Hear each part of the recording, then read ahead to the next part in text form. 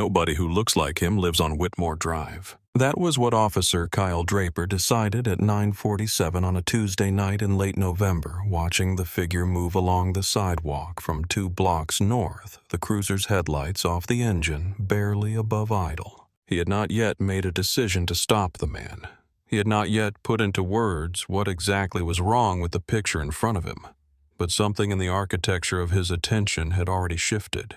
The particular reorganization that happens when a predator catches a scent, and the cruiser had begun to roll forward before he had consciously chosen to move it. Whitmore Drive in the gated community of Hargrove Hills on the northwestern edge of Atlanta, Georgia, was the kind of street that did not need to advertise its rules. The rules were in the architecture, in the spacing of the lots, in the quality of the limestone retaining walls, in the simple arithmetic of what it cost to buy here. The houses sat back from the road behind circular driveways and 6-figure lawns that were immaculate even in late November, even in the dark. The kind of manicured perfection that required a crew of professionals and a specific variety of obliviousness to the rest of the world. The oak trees lining the sidewalk had gone fully amber and rust releasing their leaves in small, unhurried increments. The sidewalk was dappled with them in the pale gold of the street lamps. A beautiful street. A quiet street. A street where several residents had in the past year called the non-emergency line about figures they did not recognize. At 9:47 p.m., a lone figure moved along that sidewalk at a measured and unhurried pace, hands buried in the pockets of a navy peacoat, breath barely visible in the cold Georgia air. No earbuds, no phone in hand, no dog on a leash to explain the walk to anyone watching from a window. And several residents of Whitmore Drive were watching from windows, though they would not admit it. He walked without looking at the houses or the driveways or the parked cars. He walked looking at the road ahead of him or occasionally up at the sky where the stars were fighting the light pollution to varying degrees of success.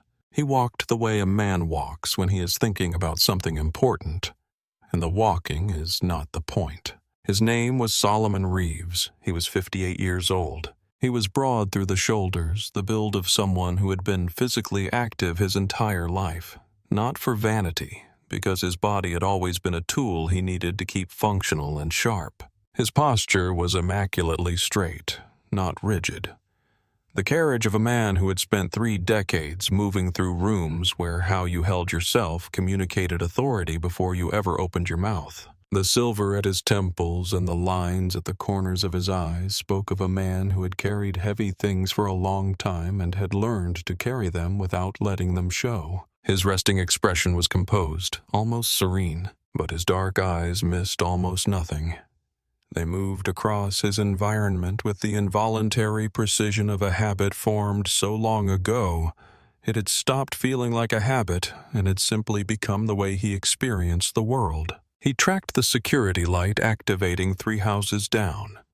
He tracked the distant sound of a television from an upstairs window. He tracked the patrol unit idling in the dark 2 blocks north, though he had not yet identified it for what it was. Tonight he was thinking about Gloria. He was almost always thinking about Gloria in one way or another. She had found the house on Whitmore Drive 14 months ago on a Sunday afternoon, when the light through their apartment windows was the particular flat gray of a Georgia November that made her restless. She had pulled up the listing on her laptop and turned the screen toward him without saying anything.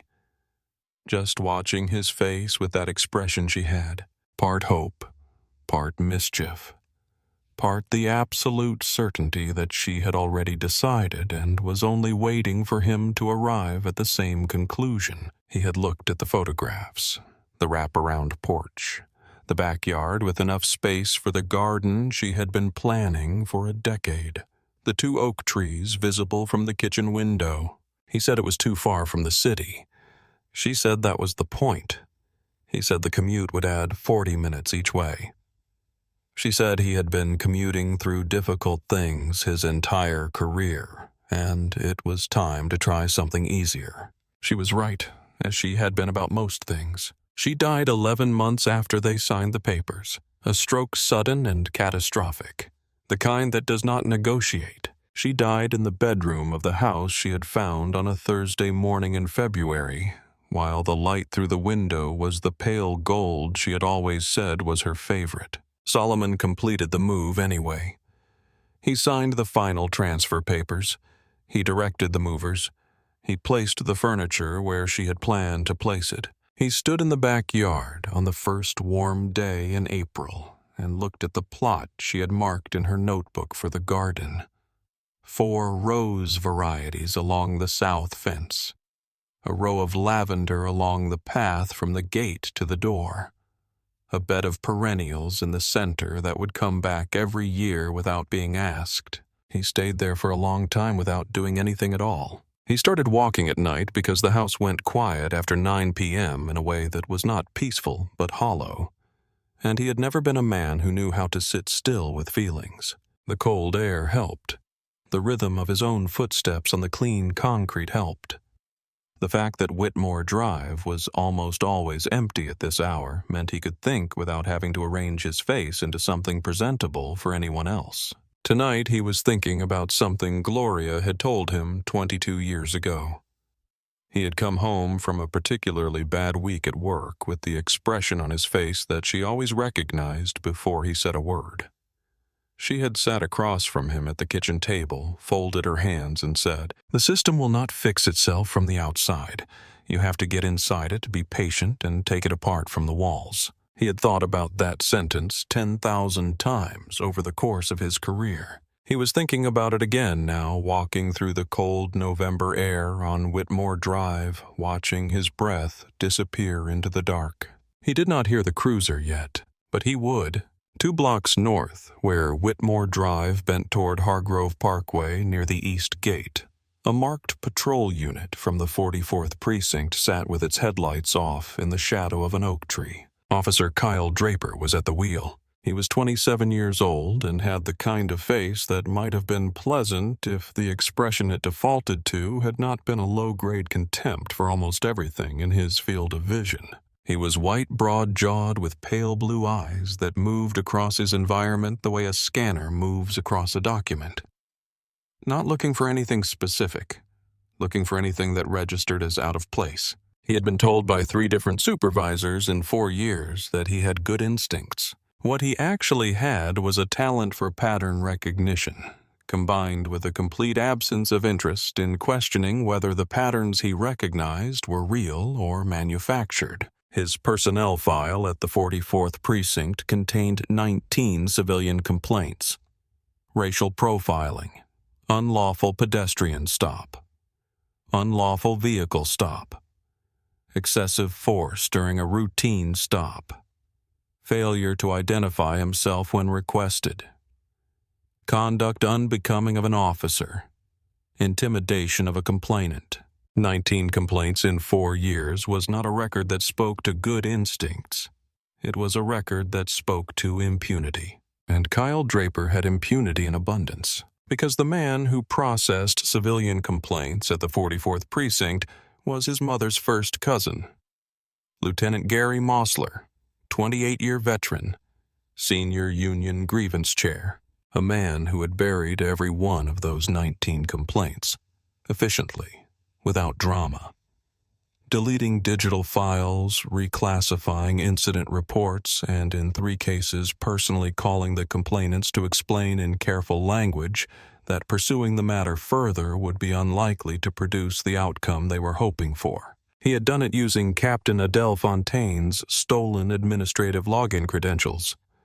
Credentials he had obtained through her unattended terminal 18 months earlier and had kept on a personal device ever since. Fontaine did not know. Nobody knew, or nobody had known as of 7 weeks ago when a routine IT security audit had flagged 71 unauthorized access events from a terminal registered to Mosler's workstation. Kyle Draper knew the complaints existed. He knew they had been buried. He knew who had buried them. And he had interpreted this arrangement over 4 years as confirmation of something he had suspected since the academy: that certain people are protected by the system, and certain people are processed by it, and that the badge on his chest had placed him permanently and irrevocably in the former category. In the passenger seat, Officer Darnell Reese was 23 years old and had been on the job for 5 months. He had joined the department because his grandfather had been a beat cop in South Atlanta for 20 years, and had talked about the work with a reverence that had stuck to Reese the way certain things from childhood stick. Not rationally chosen, just absorbed. In the academy, they had talked about community, about the difference between enforcement and service, about the weight of what the badge meant to the people who encountered it on their worst days. Draper had never used the word community in Reese's presence. He used words like target and bust and put them in their place. He talked about the job the way a predator talks about territory. Reese had spent 6 weeks in a state of low-grade persistent unease, the kind that sits in the chest and does not resolve into anything specific enough to act on. Draper straightened in his seat. His posture changed. A subtle but complete reorganization of attention. The boredom draining from his face. Something sharper taking its place. He had seen the figure on the sidewalk. He watched him for 4 seconds without speaking. Then he said almost to himself, very quietly, "Look at that." Reese looked up from his tablet. Through the windshield, maybe 40 yards ahead, a black man in a dark peacoat was walking along the sidewalk with his hands in his pockets, walking calmly, walking steadily, not looking at anything in particular. "Looks like somebody taking a walk," Reese said. At 10:00, Draper said, "In this neighborhood, hands in his pockets." "It is cold," Reese said. Where else would his hands be? Draper's jaw tightened. He put the cruiser in drive and let it roll forward. Slow and deliberate, the engine barely above idle, the tires making almost no sound on the immaculate asphalt of Whitmore Drive. "Men like that do not live out here," Draper said. "You know that. I know that." Reese looked at the man on the sidewalk. He looked at Draper. He gripped the door handle and said nothing. The cruiser rolled forward in the dark. Solomon Reeves had been trained to recognize the sound of a patrol unit moving at pursuit crawl before he had ever worn a badge himself. 30 years had reinforced what the streets of Columbus had first taught him as a teenager. There is a specific quality to the way a police car sounds when it is not going somewhere, when it is watching you. The engine note stays low and constant. The tires make a soft, deliberate friction against the road. The sound does not diminish the way a passing car's sound diminishes. It keeps pace. He heard it when the cruiser was still a full block behind him. He did not break stride. He did not look over his shoulder. He kept his pace exactly what it had been. Measured. Unhurried. His footsteps landing where they had been landing for the past 25 minutes. He had experienced this before. As a 16-year-old in Columbus stopped 3 times in one summer for walking home from his cousin's house. As a 24-year-old detective working plain clothes in Atlanta stopped by an officer who had not recognized him and had not particularly cared to.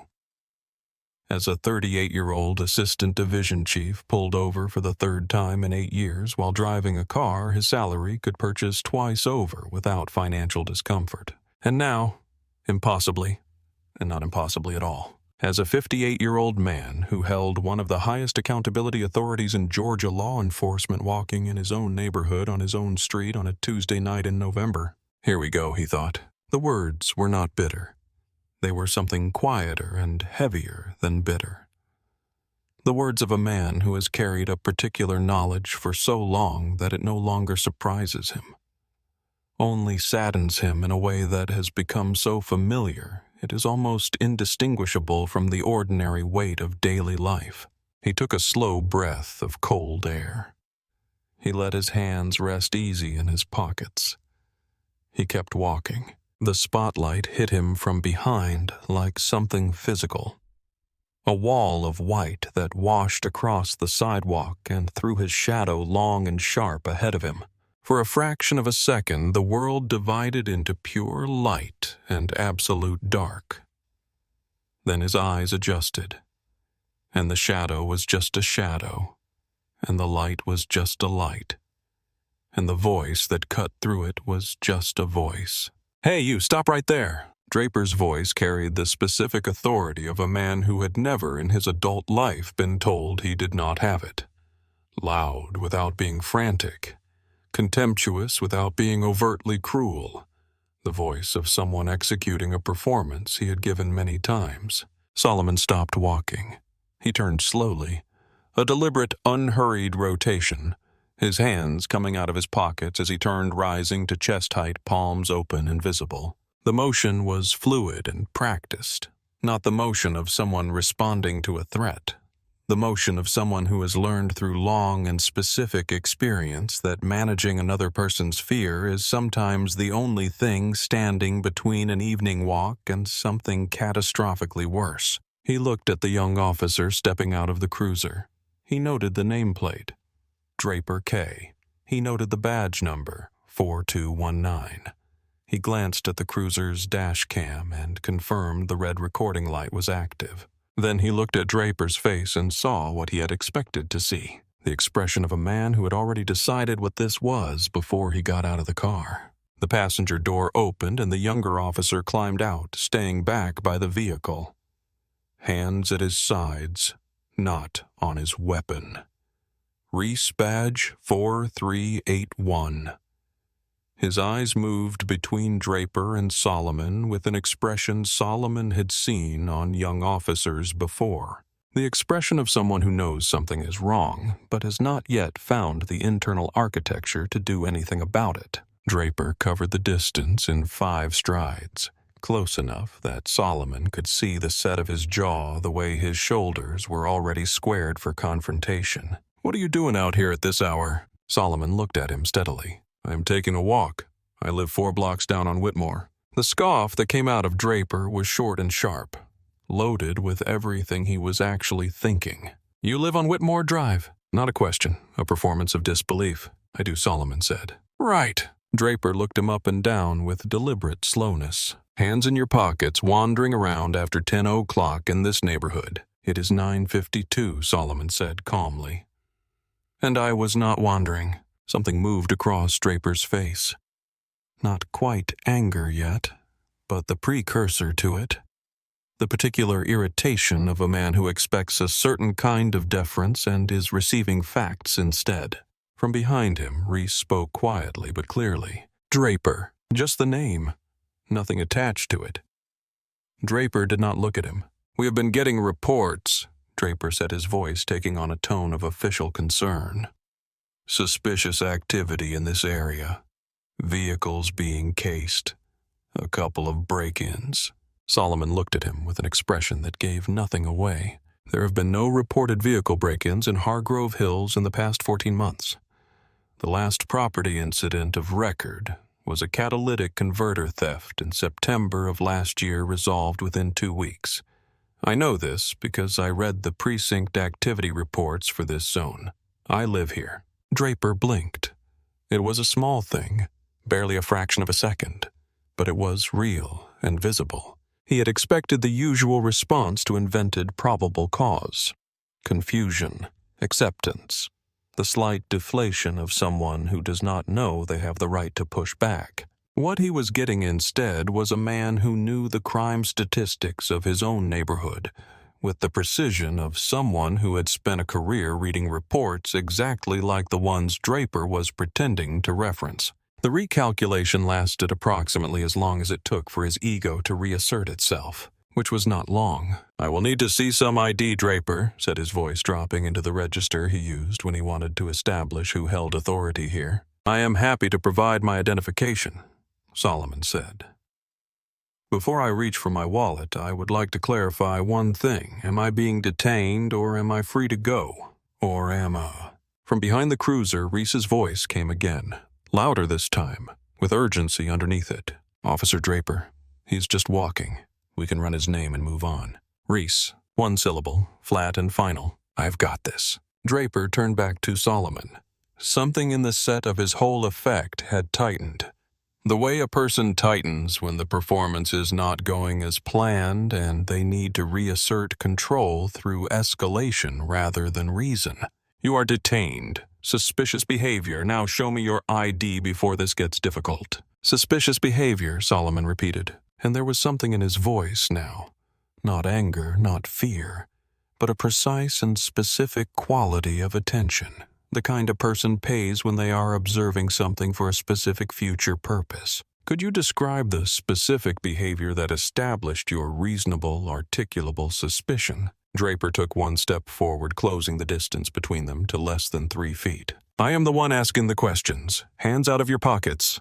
Now. Solomon moved his hands out of his pockets slowly, deliberately, palms fully visible, every movement telegraphed. My wallet is in my inside jacket pocket, Solomon said, his voice carrying clearly in the cold night air. I am going to reach for it slowly with 2 fingers. You are moving too slow, Draper said, and before the sentence was even finished, his right hand shot out and grabbed Solomon's left shoulder, spinning him around with the kind of force that assumes the target will fold. Solomon did not fold. He weighed 216 pounds, had trained in defensive tactics for 31 years, and simply grounded his weight the way his first training instructor had taught him. Become a wall. Absorb. Redistribute. Do not fall. Draper grunted with the effort of it, and with the surprise. Stop resisting, he said loud enough for the camera to pick up. Stop resisting. I am not resisting, Solomon said. Equally loud, equally clear, directing his voice toward the front of the cruiser where the camera's microphone sat. Officer Draper Badge 4-219 has grabbed me without probable cause and is currently attempting to restrain me without legal justification. I am complying with all lawful commands. I am not resisting. Shut your mouth and put your hands on the car. Draper tried a leg sweep. It did not work. He shoved Solomon toward the hood of the cruiser using his body weight. Solomon went forward, but not the way Draper intended. Not the crumbling, disoriented stumble that Draper's previous encounters had reliably produced. Instead, Solomon placed his hands flat on the cool metal of the hood with a deliberateness that was almost ceremonial. He raised his voice and spoke toward the dash cam again. I am placing my hands on the vehicle. I am complying with all lawful commands. What is currently occurring constitutes battery under color of authority, violation of departmental use of force policy, and unlawful detention without established probable cause. All of this is being recorded. You want to talk legal? Draper said. His voice had gone ugly. The specific ugliness of a man who has lost the narrative of his own performance and is now operating on something raw and less controlled. Let us see exactly who you are. He jammed his hand into the inside pocket of Solomon's jacket and pulled out the credential wallet. Later, much later in a courtroom and in a jail cell, and in the long gray hours of nights that would not end, Kyle Draper would not be able to fully reconstruct the 2 seconds between pulling that wallet from the jacket pocket and flipping it open. He would remember the weight of it first. It was heavier than any wallet he had encountered in 4 years of stops. The leather was thick and dark and of a quality that did not soften with age but deepened, became more of itself. He flipped it open with the casual confidence of a man who has always been the one looking, who has looked at driver's licenses and state IDs, who has always been on the authority side of the transaction, and who had in this moment no framework whatsoever for what was about to be on the other side. The spotlight from the cruiser caught the credential wallet as it opened. There was a shield on the left side. Not silver, not the silver of a patrol officer, not the silver and gold blend of a detective shield, not even the solid gold of a senior field commander. This was something else entirely, a deep burnished bronze that was almost amber in the cold light. Precision crafted, bearing the full raised seal of the Georgia Bureau of Investigation, the torch, the columns, the state motto, and above the seal set into the shield in 4 points of carefully cut metal, 4 gold stars. On the right side, behind a hard, clear protective window, was an identification card. The photograph showed a man in a Class A dress uniform, every ribbon and commendation in its proper place, the bearing of someone who had earned those decorations the actual way and wore them accordingly. The man in the photograph was looking directly into the camera with the same expression the man currently pressed against the hood of this cruiser wore: calm, patient, waiting. Beneath the photograph, in clear, unambiguous type, Solomon A. Reeves, Deputy Inspector General, Office of Law Enforcement Accountability, Georgia Bureau of Investigation. Kyle Draper stopped breathing. It was not a figure of speech. His chest simply ceased moving for what felt to everyone present like a very long time. In reality, it was approximately 5 seconds. 5 seconds in which Whitmore Drive went completely silent, the ambient noise of the November night seeming to withdraw to a respectful distance, leaving only the low idle of the cruiser's engine and the distant automatic rhythm of Draper's own heartbeat hammering somewhere behind his sternum. The Deputy Inspector General of the Office of Law Enforcement Accountability at the Georgia Bureau of Investigation was the individual responsible for overseeing misconduct investigations across every law enforcement agency in the state of Georgia. He was the man who investigated the investigators. He was the person whose name appeared at the top of the letters that ended careers, that stripped pensions, that transferred case files to federal prosecutors. Every officer in the state knew who held that office. Every officer with something to hide knew the name the way you know the name of something you fear but try not to think about directly. Kyle Draper had 19 buried complaints worth of something to hide. From behind him, very quietly, Reese's voice came. "Officer Draper, what does it say?" Draper could not answer. His eyes moved from the shield to the photograph, from the photograph to the name, from the name, finally, with the terrible slowness of a man watching a structure collapse from the inside, to the face of the man currently standing with his hands on the hood of his cruiser. Solomon straightened up from the hood. Slowly, without drama, without any sudden movement, he simply lifted his hands from the cool metal, turned around, and brushed the left shoulder of his peacoat where Draper's hand had grabbed it. One unhurried, deliberate gesture of reclamation, as though removing fingerprints from something that should never have been touched. Then he crossed his arms over his chest and looked at Kyle Draper, with an expression that was not anger. It was patience, the patience of a man who had known from the moment the spotlight hit his back that the night was going to end exactly here. He did not take the wallet back. He let Draper stand there, holding it, open, the bronze shield catching the streetlight, the photograph visible, the name readable from 3 feet away, the evidence of everything that had just happened weighing literally on the young officer's palm. He let him hold it for 15 seconds, 20, 30. He let him stand in that space with nowhere to look that did not show him the same truth from a different angle. Then Solomon spoke. He spoke toward the dash cam. Clearly, precisely, in the measured cadence of someone who has spent 30 years giving official statements and understands exactly what a recording needs to capture. He named Draper's name and badge number. He named Reese's name and badge number. He stated the time of initial contact. He described in sequence and without embellishment every event that had occurred from the moment the spotlight hit to the moment Draper's hand went into his jacket pocket. The fabricated probable cause, the declaration of detention without articulable suspicion, the physical contact, the attempt at a leg sweep, the shove against the hood, the unauthorized search of his person. He paused after each item. Let it settle into the cold air. Let the camera's microphone absorb it. Then he said quietly and without inflection, "The sole reason any of this occurred tonight is that a man was walking in his own neighborhood, and you decided without evidence, without cause, and without any justification other than what you saw when you looked at him, that he did not belong there. That is racial profiling, Officer Draper. That is precisely what it is called. And every moment of it, from the first roll of this vehicle to this one, has been recorded. The silence after that was different in quality from the silence that had followed the wallet opening. That silence had been shock, the sudden absence of a world Draper had understood. This one was something else. This was recognition. The specific and terrible clarity of a moment when all available exits have closed, and the only thing left is the unedited reality of what actually happened. Draper tried.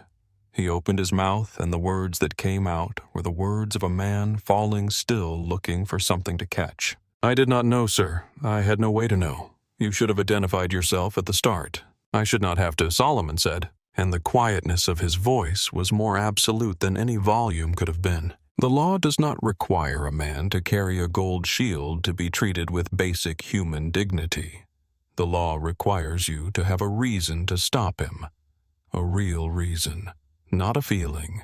Not a pattern you have manufactured from assumptions you have never examined. A reason. You had none.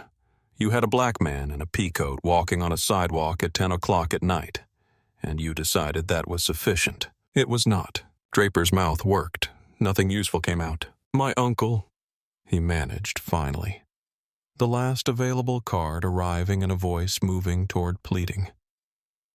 "Lieutenant Mosler. He is with the Union. If he could just—" "Tell him I said hello," Solomon said. He held out his hand. Draper placed the credential wallet in it with the careful, slow deliberateness of a man handling something fragile he now understands he should never have touched. Solomon tucked it back into his inside jacket pocket with unhurried precision. Then he turned to Reese. The young officer had not moved from his position beside the cruiser. His hands were at his sides. His back was straight in the rigid, effortful way of someone using posture as the only available structure when every other structure has collapsed. Officer Reese Solomon said, "Sir." The word snapped out of him, instinctive and immediate. "Did you witness Officer Draper use physical force against me without lawful justification?" Reese's eyes moved to Draper. One moment. Just one. The glance of a young man running the calculation, weighing the cost of truth against the cost of the alternative, measuring what he owed his partner against what he owed the job he had taken, because his grandfather told him it mattered. Solomon watched him do it, watched him run the numbers, watched him land finally and with visible effort on the far side of the calculation. "Yes, sir," Reese said. "I did." "Did you attempt to verbally intervene on at least 2 occasions?" "Yes, sir. 3. "Were you ordered by Officer Draper to stand down?" "Yes, sir." Solomon nodded once, slow, certain, the nod of a man receiving information he expected but needed confirmed. "You did the right thing twice tonight," he said. "Once when you tried to stop it, and once just now when you told the truth. Both of those took something. Both of them matter. Keep doing that." He paused a moment. Then he pulled his personal cell phone from his peacoat pocket and dialed a number he had memorized years ago. It rang twice. The woman who answered was Captain Adele Fontaine, 49 years old, 24-year veteran of the 44th Precinct, current commanding officer. A woman who had worked her way through every rank in the precinct structure with the methodical patience of someone who understood that institutional change does not happen in dramatic moments, but in the accumulation of 1,000 small correct decisions made consistently over a long period of time. She was not easy to rattle, but when she heard the name Solomon Reeves at the other end of the line at 10:03 p.m. on a Tuesday, she felt the floor shift slightly beneath her feet. Not because she had anything to hide. Adele Fontaine had a service record that was clean enough to be genuinely boring, and she was proud of exactly that. But because the name Solomon Reeves attached to a call at this hour from this location meant that something had happened in her jurisdiction, and she did not yet know the shape of it. Captain Solomon said, "I am on Whitmore Drive in Hargrove Hills with 2 of your officers. I need you here immediately with an OPA field team. I am filing criminal charges." 3 seconds of silence. "Are you injured, sir?" "Minor bruising on my left shoulder where contact was made. Nothing requiring immediate medical attention. But I would like the department physician to document it." "That is reasonable. 15 minutes. I will be here." He ended the call and put the phone back in his pocket. Then he looked at Draper and said quietly 2 words. "Sit down." Draper sat. He lowered himself onto the curb with the movements of a man who has been using authority as the scaffolding of his entire physical presence and has just had that scaffolding removed. At Solomon's direction, he placed his service weapon and his badge on the hood of the cruiser. The accumulated props of a persona he had been building for 4 years.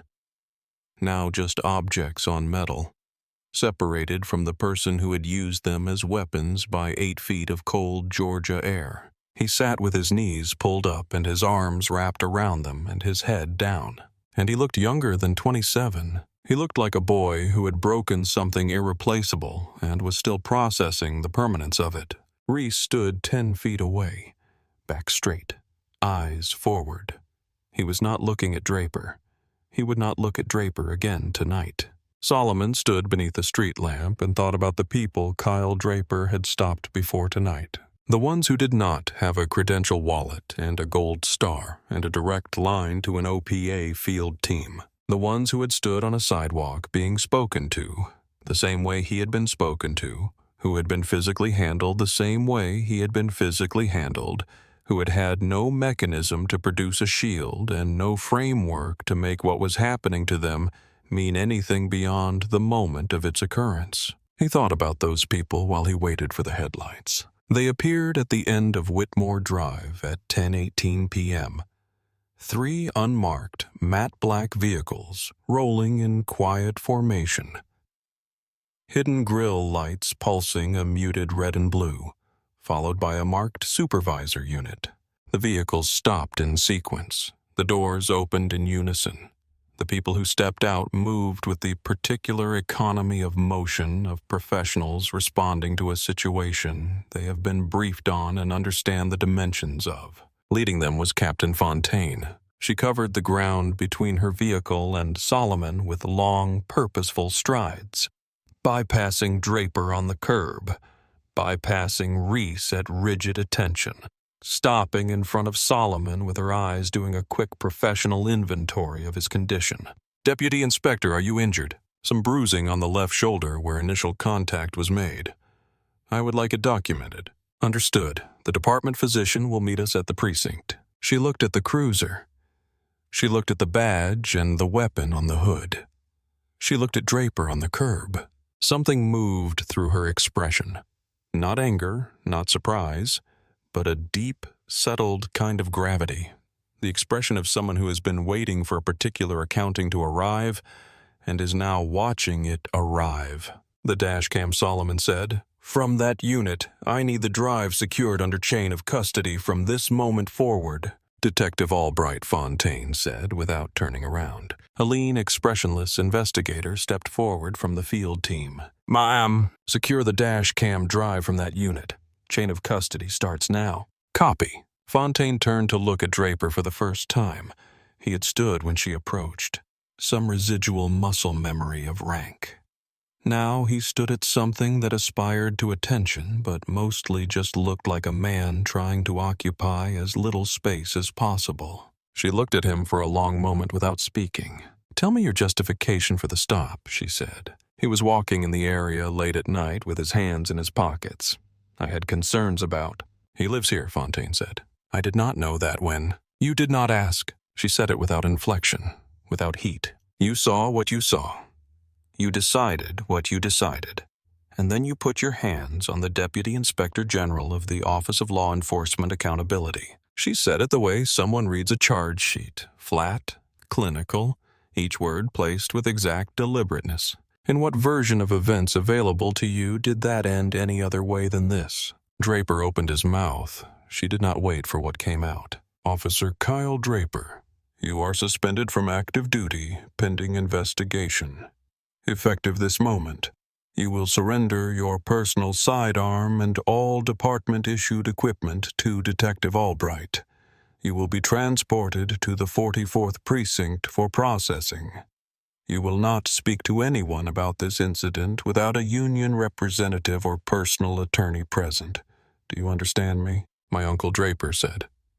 "Lieutenant Mosler, if he could just—" "I will handle Lieutenant Mosler," Fontaine said. and something moved in her voice when she said the name.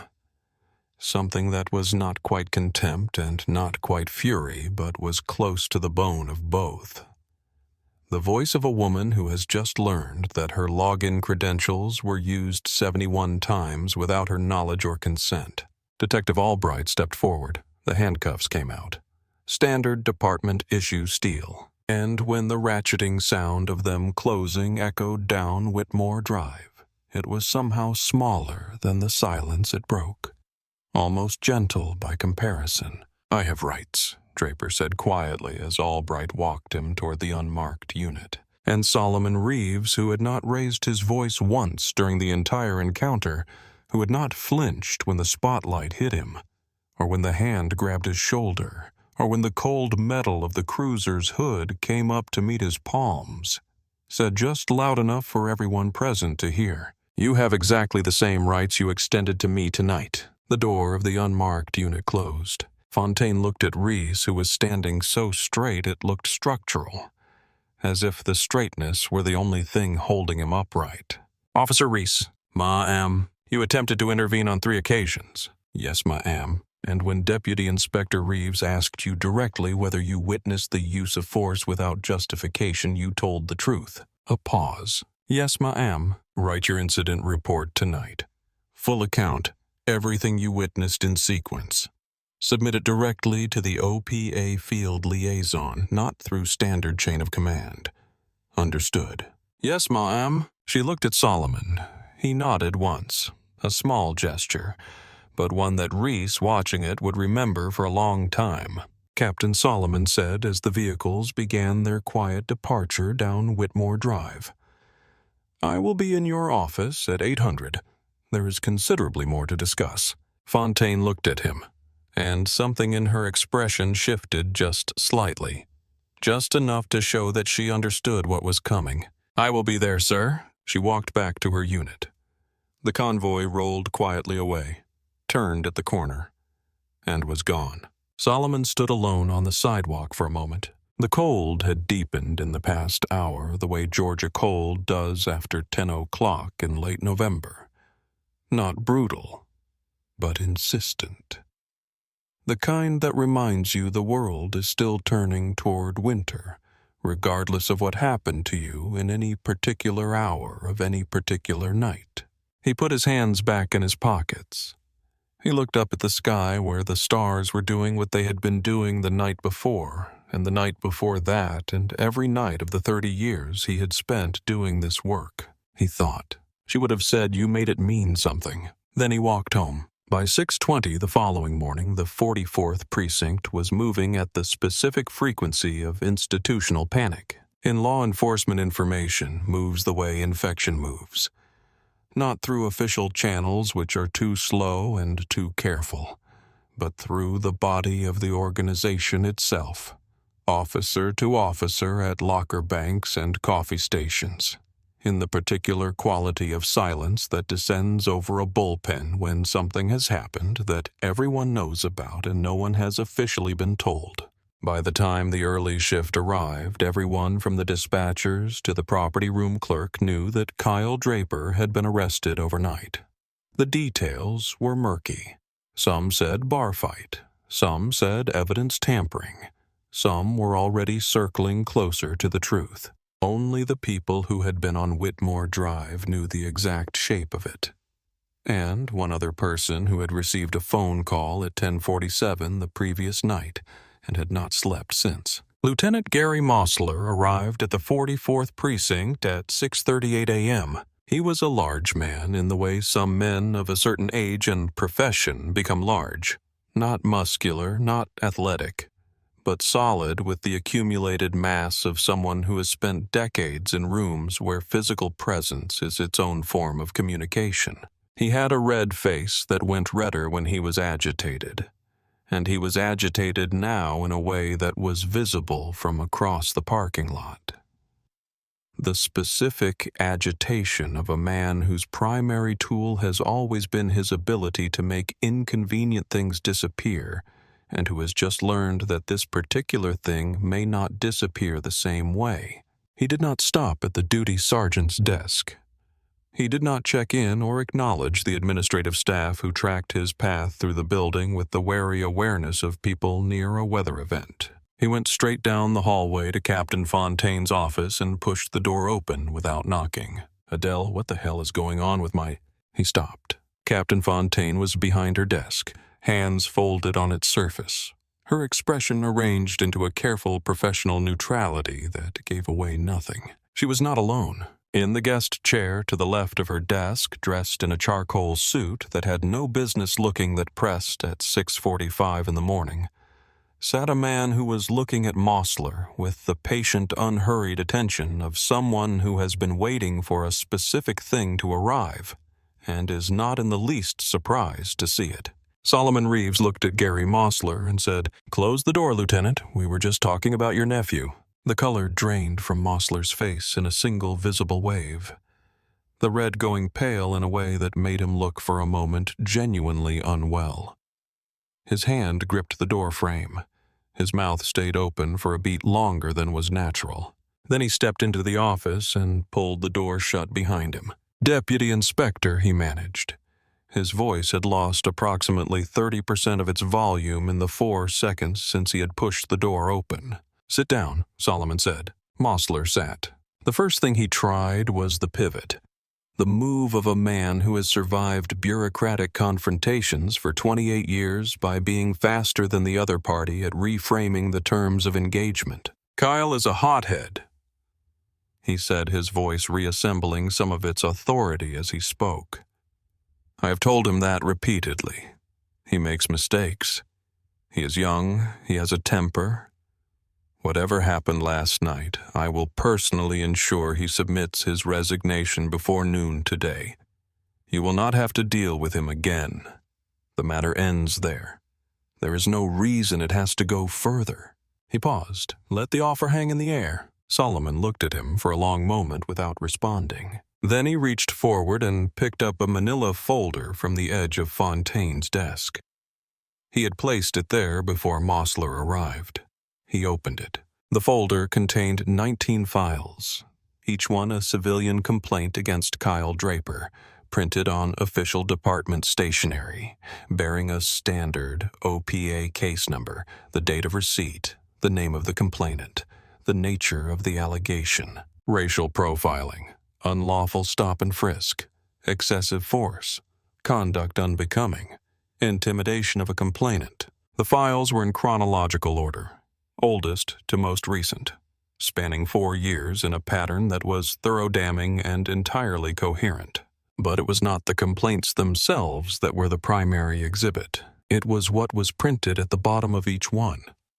In the small administrative action log that recorded every access and modification to a case file, each of the 19 complaints had been accessed, reviewed, reclassified, suppressed, or deleted by a single administrative user ID. G.MOSSLER_LT_44TH. Solomon placed his finger on the user ID at the bottom of the first file and slid the folder across the desk toward Mosler. 19 complaints, Solomon said.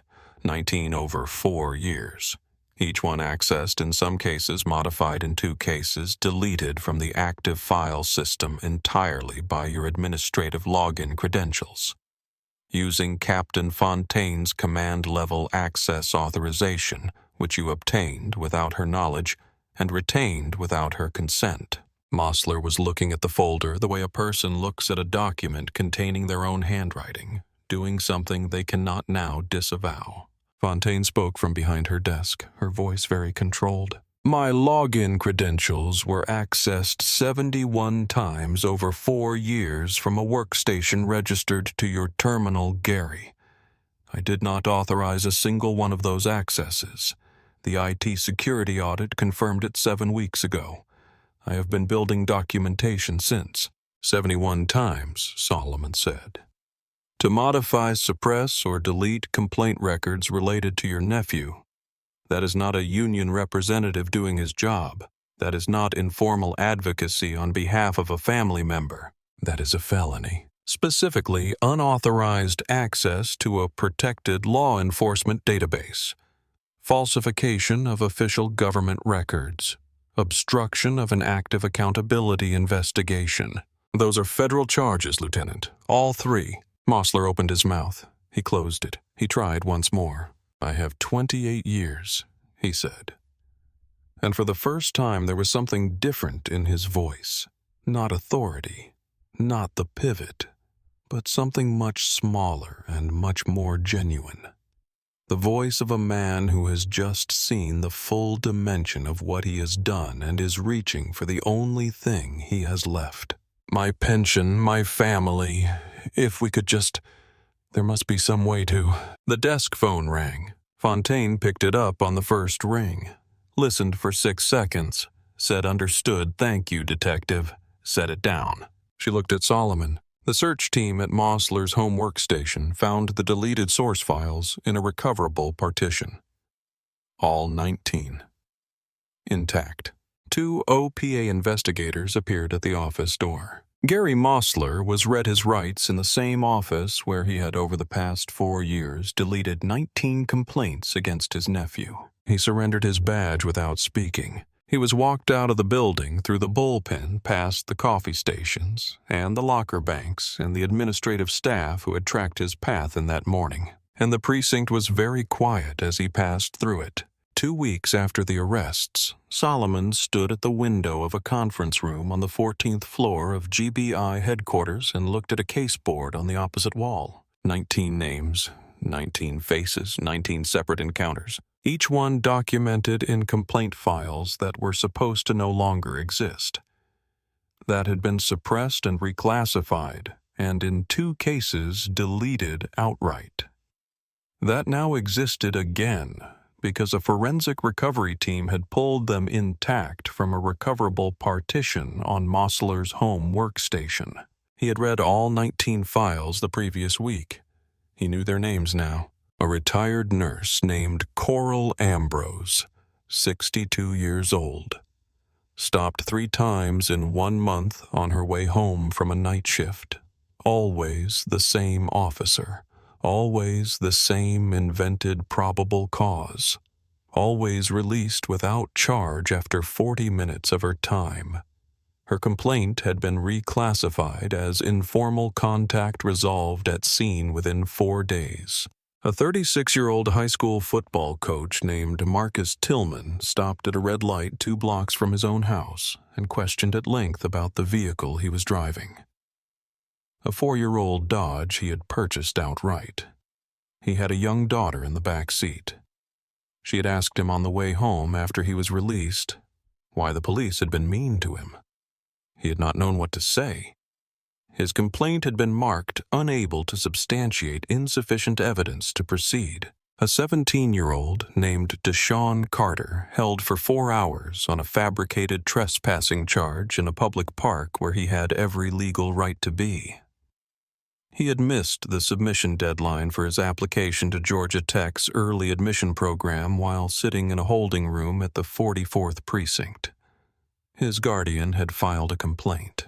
It had been deleted from the digital system entirely. None of them had a credential wallet in their jacket pocket. All of them had the same right, the same fundamental non-negotiable right, to walk in their own neighborhoods, drive on their own streets, exist in their own city without being treated as suspects for the crime of being present.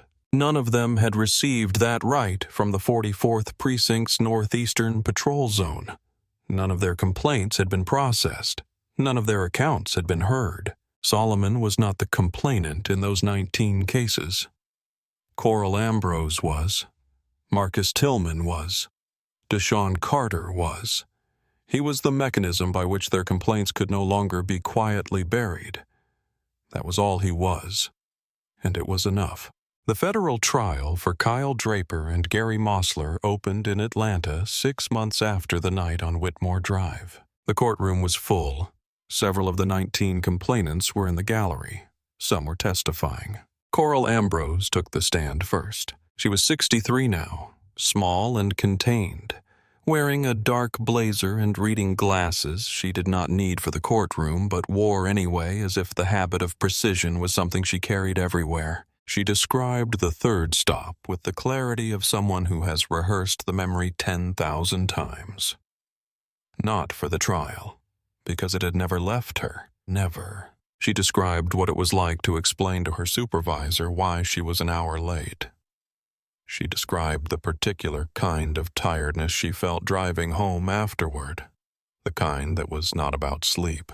She was not visibly angry. The absence of visible anger in her testimony was somehow more powerful than anger would have been. Marcus Tillman testified in the same flat, careful voice of someone who learned a long time ago that the way he expressed emotion in public spaces would be interpreted as evidence of something other than the emotion itself. He described the stop at the red light. He described his daughter's question on the way home.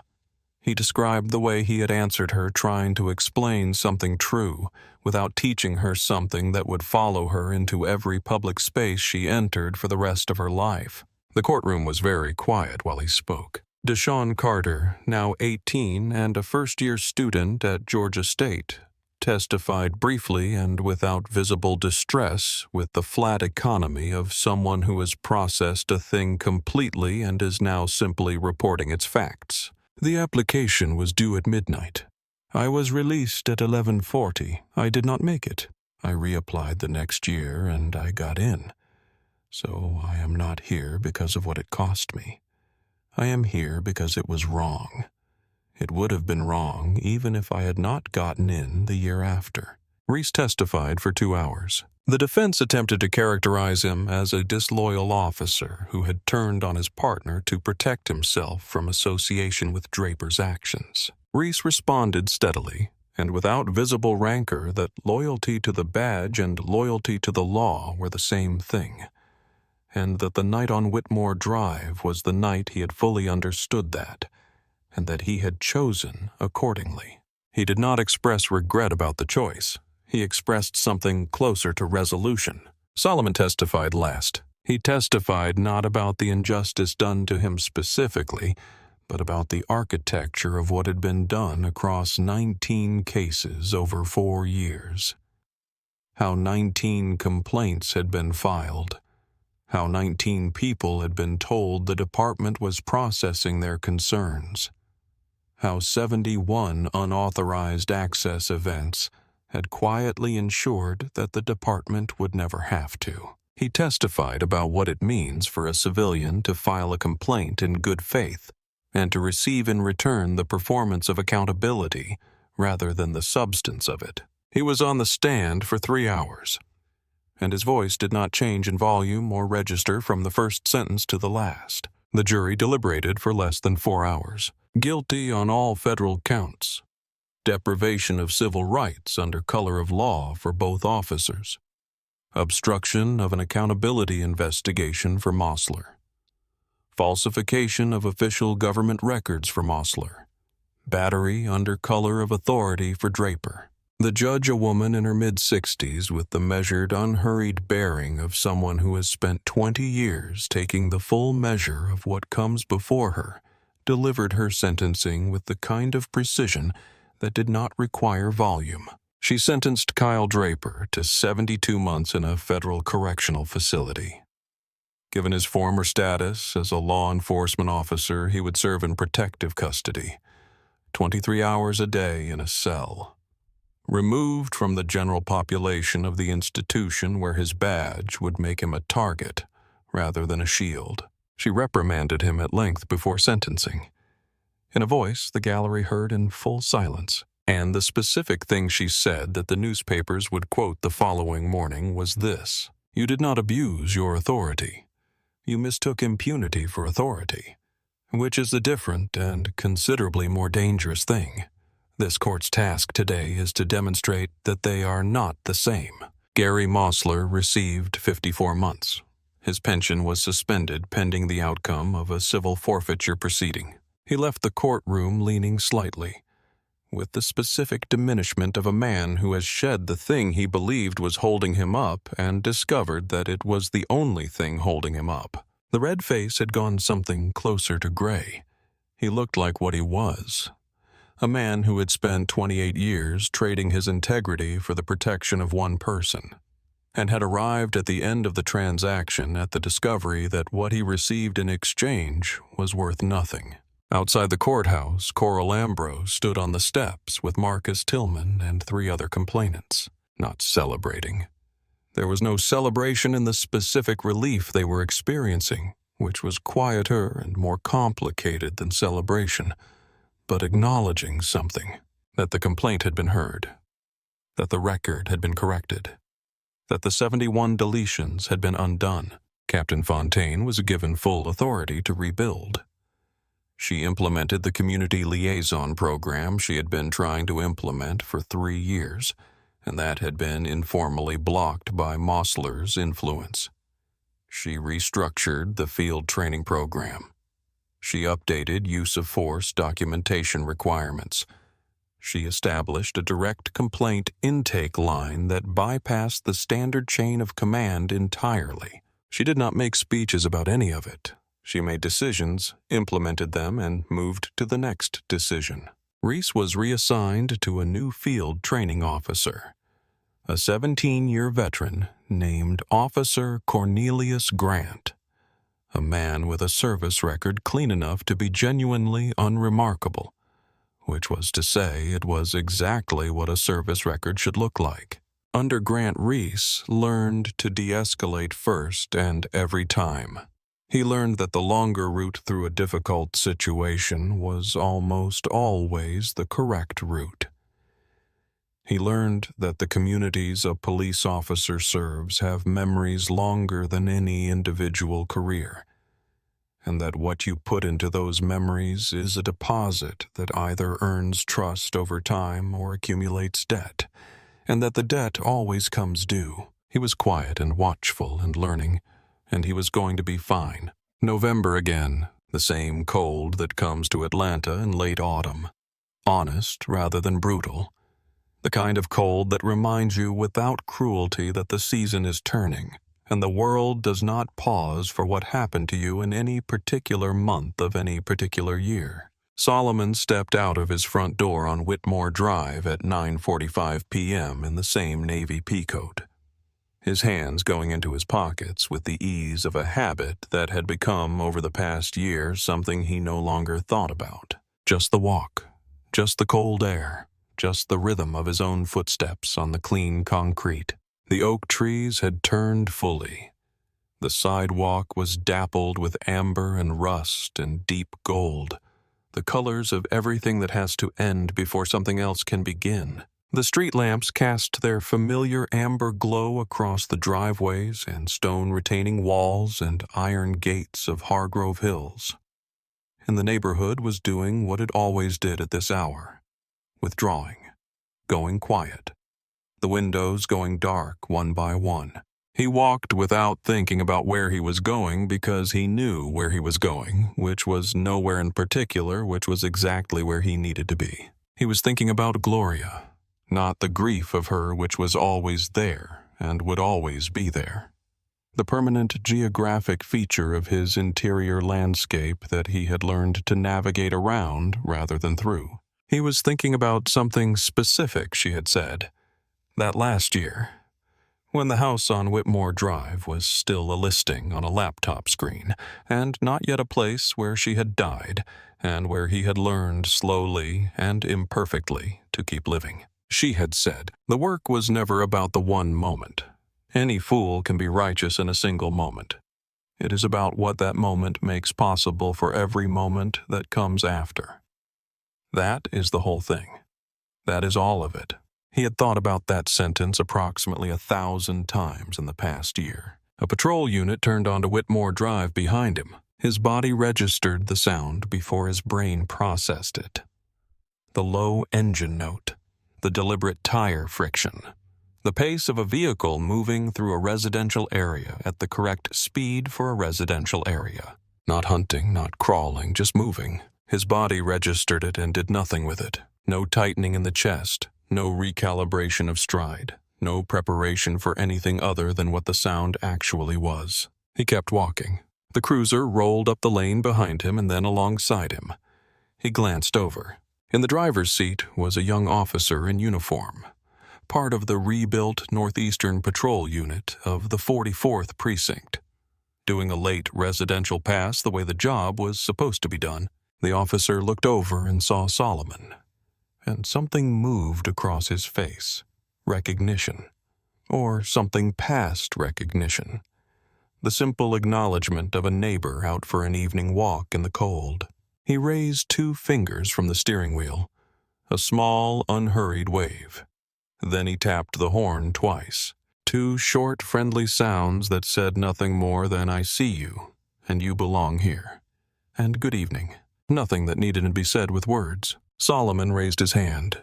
The cruiser rolled on, turned at the end of Whitmore Drive, and disappeared. Solomon stood still for a moment on the sidewalk and watched the tail lights go. The cold was the same cold. The particular insistent November cold that had been there that night a year ago when a spotlight had hit his back and a voice had told him to stop when he had turned and shown his palms, and understood with a weariness that had very little to do with that specific night, and very much to do with every night that had preceded it, that this was not new. This had never been new. It had only this time been directed at someone with the standing to make it mean something. He thought. She was right. It was never about the one moment. He put his hands back in his pockets and kept walking.